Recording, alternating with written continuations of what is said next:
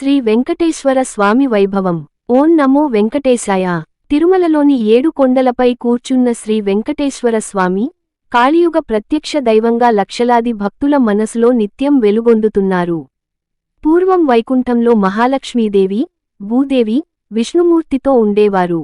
ఒకసారి లక్ష్మీదేవి కోపంతో భూమిని విడిచి సముద్రంలోకి వెళ్ళింది.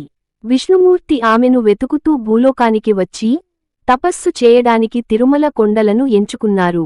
ఆ సమయంలో ఆ ప్రాంతం వేణువుల తోట, జలపాతాలతో సుందరంగా ఉండేది. విష్ణుమూర్తి, శ్రీనివాస రూపంలో ఇక్కడ తపస్సు చేశారు. ఇదే సమయంలో పద్మావతి దేవి, అక్షరాన్నే మహాలక్ష్మి అవతారంగా, ఆకాశరాజు కుమార్తెగా జన్మించారు. శ్రీనివాస స్వామి, పద్మావతి దేవిని వివాహం చేసుకుని తిరుమలలో స్థిరంగా నివాసముంటానని నిర్ణయించారు. ఈ వివాహానికి దైవాలందరూ, గంధర్వులు, మునులు హాజరయ్యారు.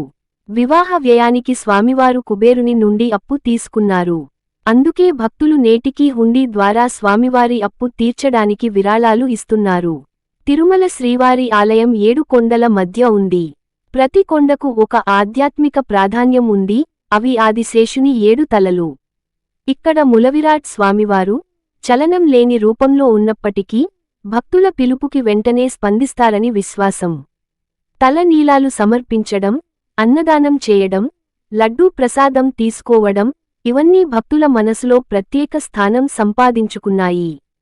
శ్రీ వెంకటేశ్వర స్వామి నామస్మరణ. ఓం నమో వెంకటేశాయ.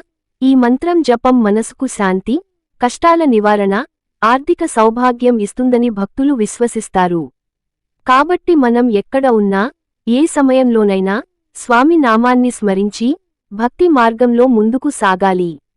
శ్రీనివాస కళ్లల్లో భక్తి చూస్తే, మన హృదయంలో మోక్షం పుడుతుంది.